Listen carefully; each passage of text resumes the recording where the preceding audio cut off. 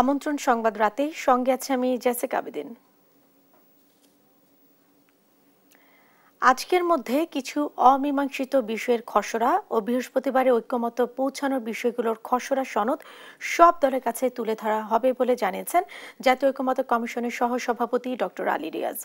রাষ্ট্রের মূলনীতি, রাষ্ট্রপতি নির্বাচন পদ্ধতি, সংসদে নারী প্রতিনিধিত্বের কাঠামো সহ অমীমাংসিত 7 বিষয়ে ঐক্যমত্যে পৌঁছাতে বুধবার দ্বিতীয় পর্যায়ে 22তম দিনের মতো রাজনৈতিক দলগুলোর সঙ্গে বৈঠকের সূচনায় এ কথা জানান তিনি।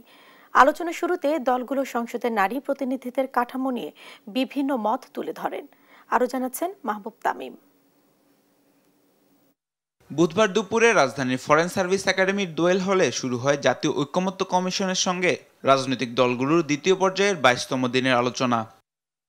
বৈঠকের সূচনা বক্তব্যে জাতীয় ঐক্যমত্য কমিশনের সহসভাপতি ডক্টর আলী রিয়াজ জানান, প্রাথমিক পর্যায়ে যেসব বিষয়ে ঐক্যমত্য হয়েছে তার তালিকা আজই রাজনৈতিক দলের কাছে পাঠানো হবে। প্রাথমিক পর্যায়ে যে বিষয়গুলোতে ঐক্যমত্য হয়েছে সেগুলো একটি তালিকা আপনাদের কাছে আজকে বিকেলের মধ্যে আমরা পৌঁছে দেব এবং কালকে আমরা স্বচ্ছতা তৈরি করে যাতে একটা সকলের কাছে গ্রহণযোগ্য ঐক্যমত্যের জায়গাগুলি চিহ্নিত করা আছে এরকম একটি সনদ আমরা সকলের হাতে তুলে দিতে পারি। আলোচনার শুরুতে খসড়া সনদে সংসদে নারীর প্রতিনিধিত্বের বিষয়ে প্রস্তাবনার উপর মত দেন রাজনৈতিক দলের নেতারা। অন্তত দলগুলো 50টা সিটে নারীকে নমিনেশন দিতে বাধ্য থাকে, যারা 300 আসনে দিবে। 100 আসন উন্নীত করতে হবে, কি বলে এই আপনার সংরক্ষিত এবং সরাসরি ভোট হইতে হবে।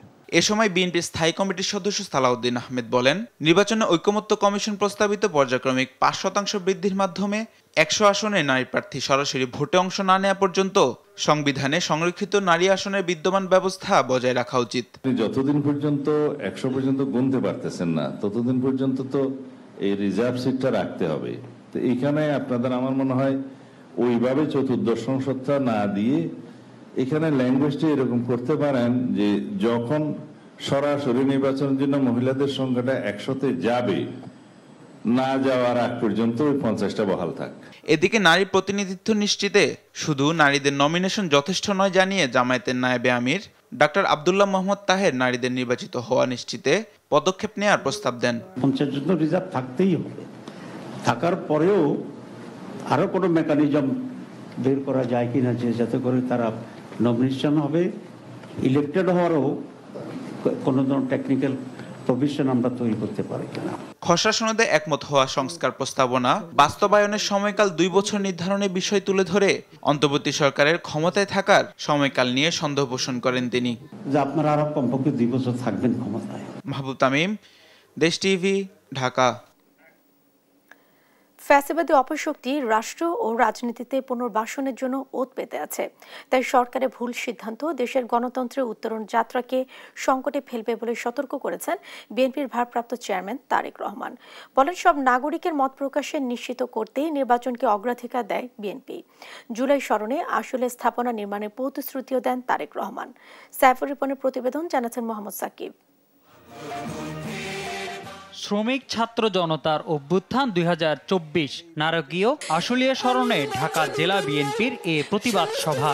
5 আগস্টের আলামত গায়েব করতে অভ্যুত্থানের শহীদদের মরদেহে আইন শৃঙ্খলা বাহিনীর আগুন দেওয়ার নারকীয় বিভৎস স্মৃতি তুলে ধরা হয় মঞ্চের এক পাশে।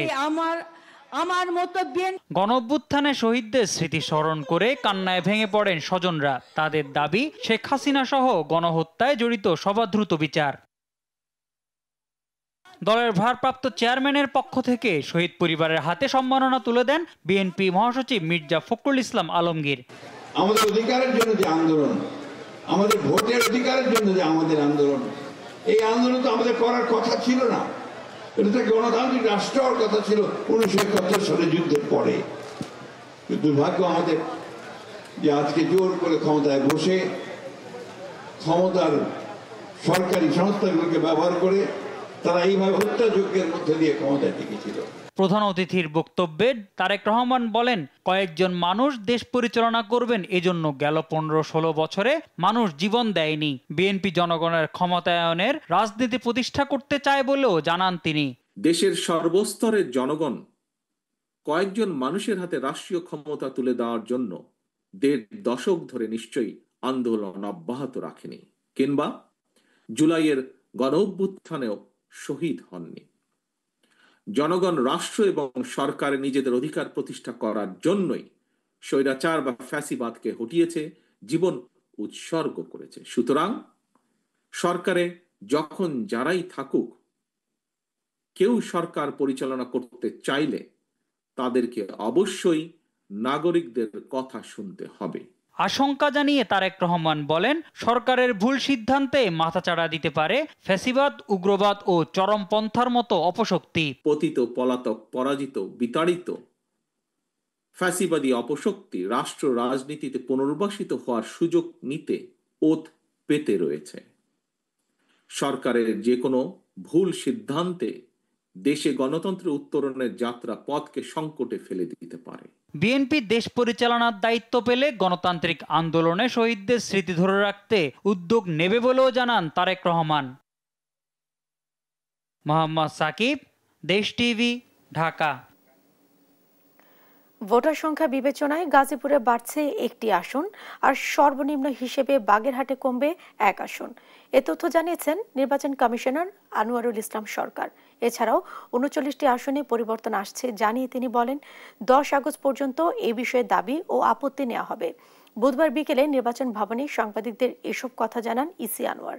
শিউলি রায়ের রিপোর্ট জানাচ্ছেন মাকদুরা মিতি। সবচেয়ে বেশি ভোটার যেই জেলায় সেখানে আসন বাড়ানোর প্রস্তাব এবং সর্বনিম্ন ভোটারের জেলায় আসন কমানোর প্রস্তাব করেছে কারিগরি কমিটি। এজন্য গাজীপুরে 1টি আসন বাড়ানো ও বাগেরহাটে 1টি আসন কমানোর প্রস্তাব দিয়েছে কমিটি। 39টি আসনে পরিবর্তন আসছে ও 10 আগস্ট পর্যন্ত এ বিষয়ে দাবি আপত্তি নেওয়া হবে বলে জানিয়েছেন ইসি আনোয়ারুল ইসলাম সরকার। 10 আগস্ট পর্যন্ত সংযোজন, বিয়োজন, আপত্তি থাকতে পারে। সেই আপত্তিগুলো আমাদের যে ডিলিমিটেশন আইন 2021-এর 6-এর 3 এবং 4 উপধারা অনুযায়ী আমরা আপত্তিগুলো নিব এবং আপত্তিগুলোর ভিত্তিতে আমরা আসন ভিত্তিক শুনানি নিব। শুনানি গ্রহণের পর যদি চেঞ্জ বা সংযোজন বিয়োজনের প্রয়োজন মনে করে কমিশন, তখন চূড়ান্ত একটা গেজেট নোটিফিকেশন করে আমাদের 300 আসন ফাইনাল করা। সীমানা নির্ধারণ বিষয়ে তিনি বলেন, এটি পুনর্নির্ধারণের গেজেট প্রকাশের অনুমতি দিয়েছে ইসি। বৃহস্পতিবারের মধ্যেই তা প্রকাশ করা হবে। কিছুদিন আগে আমাদের একটা টেকনিক্যাল কমিটি হয়েছে। সেই টেকনিক্যাল কমিটিটা তাদের রিপোর্ট সাবমিশনের পরে আরেকটা যে আমার নেতৃত্বে যে একটা কমিটি আছে সেই কমিটিতে প্লেস করেছেন। সেই কমিটি এটি যাচাই বাছাই করে ওই কমিটির যে রিপোর্টটা সেটার সাথে তারা একমত পোষণ করে। একমত পোষণ করার প্রেক্ষিতে এটা কমিশনে আমরা প্লেস করি। কমিশন সেটা অনুমোদন দিয়েছেন এবং আশা রাখি আমরা যে আগামী দিন এটি গেজেট আকারে, খসড়া আকারে প্রকাশ। 250-এর কাছাকাছি জেলার সীমানা পুনর্নির্ধারণে আবেদন ছিল না, তাই এসব জায়গায় পরিবর্তন করা হয়নি বলেও জানান আনোয়ারুল। এদিকে বুধবার বিকেলে নির্বাচন কমিশনে এসে সিইসির সঙ্গে প্রবাসী ভোটারদের ভোটাধিকার নিশ্চিত করা এবং ভোটিং পদ্ধতির বিষয়ে আলোচনা করেন এনসিপির 3 সদস্যের প্রতিনিধি দল। নির্বাচন কমিশন যেন প্রতি 2 সপ্তাহ অন্তর অন্তর অনলাইন ব্রিফিং করেন, যে অনলাইন ব্রিফিং এর মাধ্যমে তারা আপডেট জানান যে প্রবাসীদের যে ভোটাধিকার সেটা নিশ্চিত করার জন্য তারা কি পদক্ষেপ গ্রহণ করেছেন, প্রবাসীরা এই ক্ষেত্রে কি কাজ করতে পারে এবং কখন কোন প্রোগ্রেসটা হচ্ছে সেটা যেন তারা সাথে সাথে জানতে পারে। মাকদুরা মিতি, দেশ টিভি, ঢাকা। আগামী 5 আগস্ট জুলাই গণঅভ্যুত্থান দিবস ঘিরে দেশে কোনো নিরাপত্তার হুমকি নেই বলে জানিয়েছেন স্বরাষ্ট্র উপদেষ্টা জাহাঙ্গীর আলম চৌধুরী। দুপুরে সচিবালয়ে তিনি জানান, আগস্ট ঘিরে বিশেষ অভিযান ডিএমপির এখতিয়ার। রংপুরে ঘটনায় জড়িত কাউকে ছাড় দেওয়া হবে না বলেও জানান উপদেষ্টা। তৌফিক মাহমুদ মুন্নার রিপোর্ট।